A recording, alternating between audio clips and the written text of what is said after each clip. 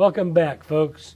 In our political insider, Hillary pulls out the gender card, and Donald Trump slams her over husband Bill's notorious philandering, saying it's all fair game.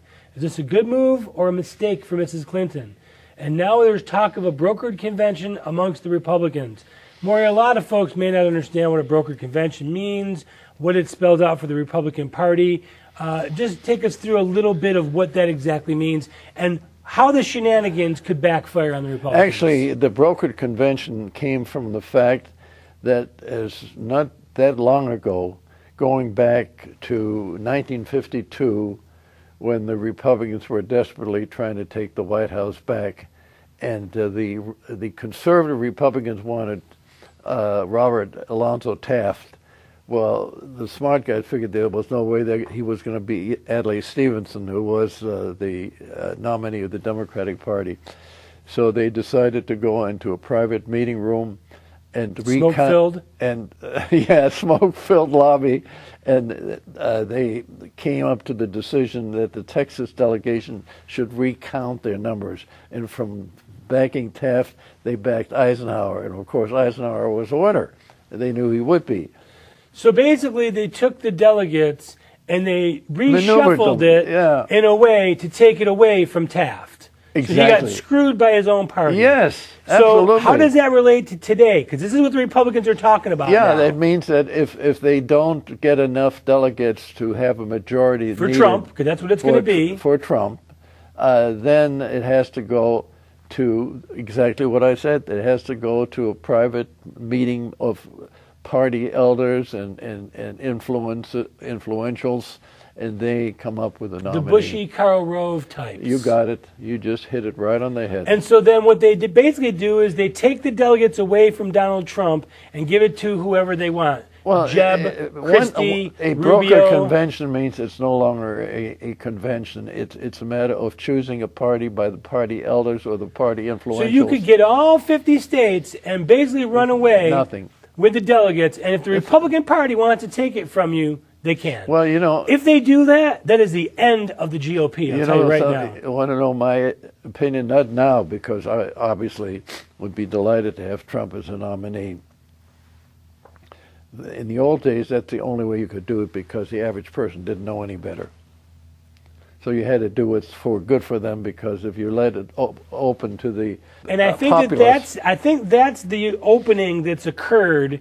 The American electorate is a lot more informed than they used to be, thanks to the internet, thanks to a lot of these news outlets, than they used to be. And so the shenanigans that have been played for years and years and years aren't working anymore, and I don't think the Republicans and the Democrats know quite how to handle it. No, I think I don't quite agree with you. I think in a way the electorate is even more stupid than they used to be, because they're looking at all the wrong things. They're getting entertainment. That's what they're looking for.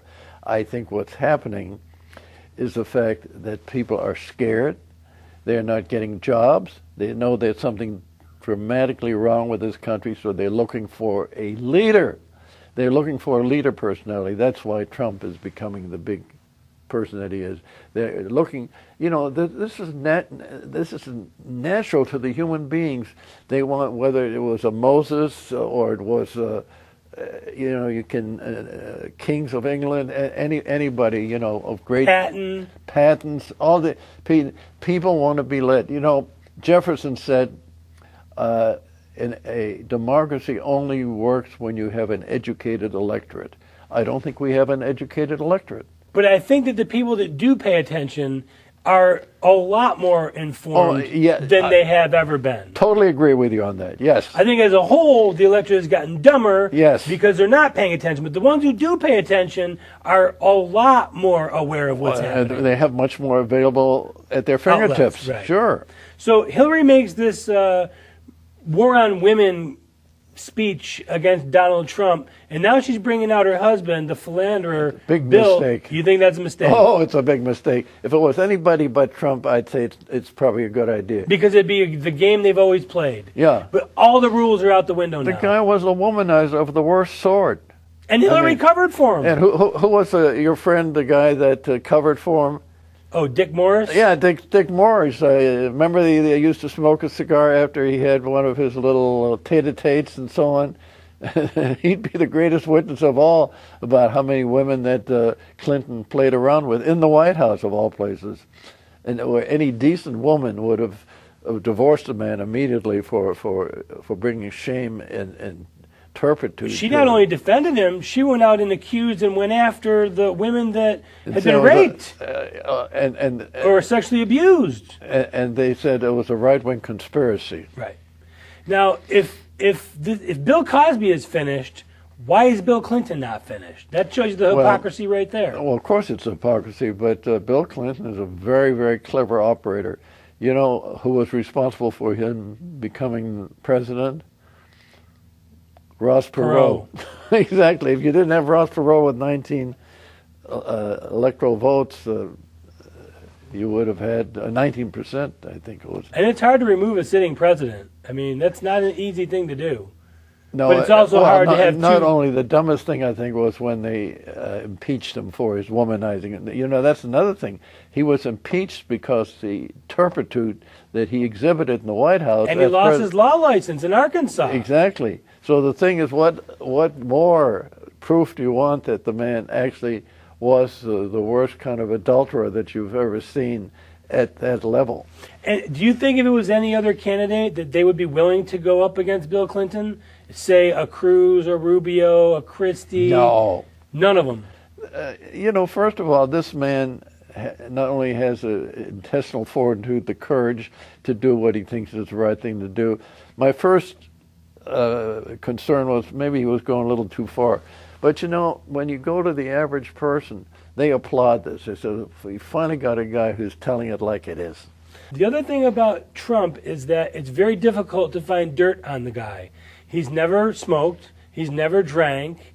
He's had his business dealings, but yeah, and he had a few wives. But who hasn't had, you know, failure? If you're a businessman, you have failure, you have success. Well, but when you've been in government legal. your whole life, all you've done is take from the public. Everything that he didn't do anything irregular. He didn't do anything illegal.